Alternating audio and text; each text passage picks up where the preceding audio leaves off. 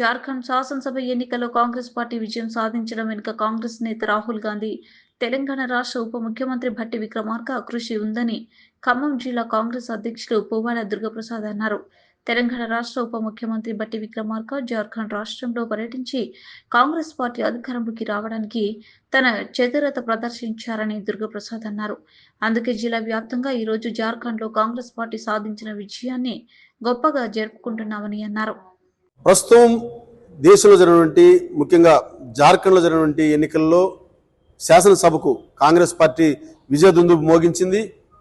ముఖ్యంగా భావి ప్రధానిగా చెప్పుకున్నటువంటి రాహుల్ గాంధీ గారు, అట్లాగే తెలంగాణ రాష్ట్ర ఉప ముఖ్యమంత్రి భట్టి విక్రమార్క గారు ప్రత్యేకంగా జార్ఖండ్ రాష్ట్రంపై ప్రత్యేక శ్రద్ధ చూపి వారు అక్కడ ఎన్నికల ప్రచారంలో పాల్గొని కాంగ్రెస్ పార్టీ అక్కడ అధికారం రావడం కోసం విశేషంగా కృషి చేశారు. దీని సందర్భంలో జార్ఖండ్లో సాధించిన విజయానికి గుర్తుగా ఖమ్మం జిల్లా డిసిసి కార్యాలయంలో జిల్లా అధ్యక్షులు పువ్వాడ దుర్గప్రసాద్ గారి నేతృత్వంలో సంబరాలు జరుపుకునేందుకు కాంగ్రెస్ పార్టీ సిద్ధమైంది. దీనికి సంబంధించి ఇప్పుడు వారితో మనం మాట్లాడదాం. సార్ నమస్తే. మొట్టమొదటిగా మీకు కాంగ్రెస్ పార్టీ జార్ఖండ్లో సాధించిన విజయానికి మీకు శుభాకాంక్షలు. కెరటం న్యూస్ తరఫున ఈ విజయాన్ని మీరు ఎలా ఫీల్ అవుతున్నారు? చాలా గొప్ప విషయం.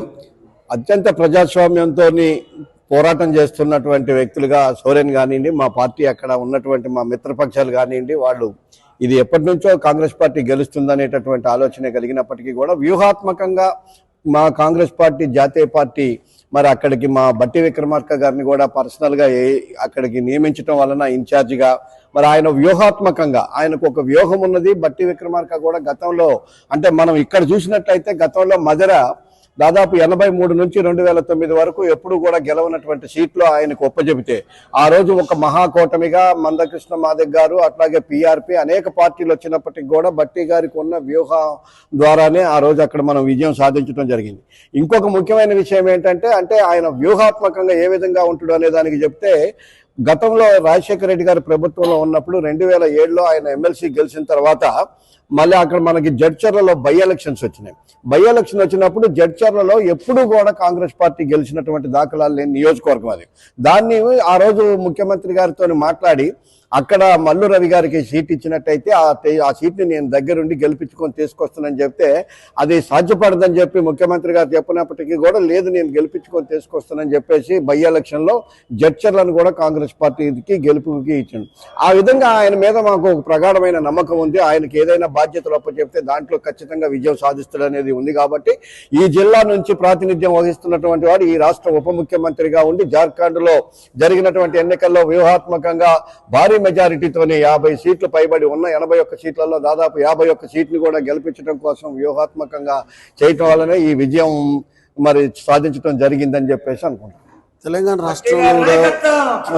రాష్ట్రంలో కూడా కాంగ్రెస్ పార్టీ అధికారంలో రావాలని చెప్పి ఈ రాష్ట్రాన్ని ఇచ్చినటువంటి సోనియమ్మకు కానుక ఇవ్వాలని చెప్పి భట్టి విక్రమార్క గారు అలుపేరగని పాదయాత్ర చేశారు రాష్ట్ర వ్యాప్తంగా. దాంట్లో కూడా ప్రధానంగా మీరు ఆయన పక్కే ఉన్నారు. అలాంటి సందర్భం జార్ఖండ్లో తెలంగాణలో సాధించిన విజయాలను స్ఫూర్తిగా తెలంగాణలో ఉన్నటువంటి అమలు చేసే పథకాలని జార్ఖండ్లో కూడా ఎలా అమలు చేయబోతున్నారు?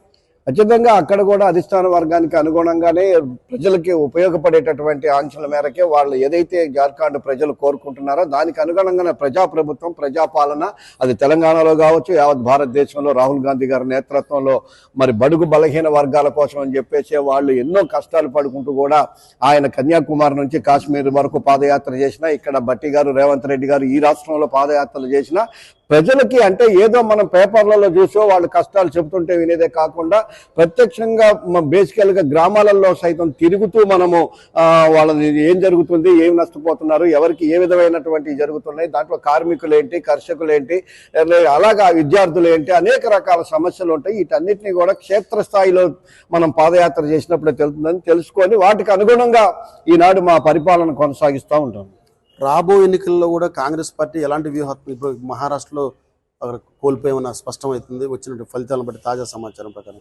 ఇక్కడ జరగబోయే ఎన్నికల్లో కూడా కాంగ్రెస్ పార్టీ దేశవ్యాప్తంగా అట్లాగే మన జిల్లాలో ఇంకా ఎలాంటి కార్యాచరణ రాబోతుంది స్థానిక సంస్థల ఎన్నికల సంబంధించి? అంటే ఇప్పుడు మీరు గమనించండి, బీజేపీ రాష్ట్రంలో అధికారంలో ఉన్నటువంటి బీజేపీ అధికారంలో ఉన్న దగ్గరనే ఎక్కువగా వాళ్ళు మళ్ళీ గెలవటానికి అంటే మొన్న మనం హర్యానా తీసుకున్నా లేకపోతే ఈ రోజు మహారాష్ట్ర తీసుకున్నా వాళ్ళ ఆధ్వర్యంలో ఉంటే అంటే గవర్నమెంట్ కింద పైన కూడా వాళ్లే ఉండి అక్కడ ఉన్నటువంటి అధికార యంత్రాంగాన్ని వాళ్ళు ఉపయోగించుకుంటూ ఎప్పటి నుంచో ప్రతిపక్ష పార్టీలన్నీ కూడా బ్యాలెట్ ద్వారానే ఓటింగ్ తీసుకోవాలని చెప్తే వీళ్ళు యంత్రాల ద్వారానే తీసుకునేటటువంటి విధానంలో మార్పులు చేయకపోవటం, అక్కడ రెండు ప్రభుత్వాలు వాళ్లే నడిపించడం వల్లనే అది వాళ్ళకి అక్కడ సాధ్యపడుతుంది తప్ప ఇప్పుడు ఇవాళ జార్ఖండ్ లో ఉంది, అక్కడ వాళ్ళ ప్రభుత్వం లేదు, కానీ అక్కడ ప్రజాస్వామ్యబద్ధంగా జరుగుతుంది. కేరళలో ఉంది, ప్రియాంక గాంధీకి అక్కడ థర్డ్ పొజిషన్ లోకి పోయారు బీజేపీ వాళ్ళు.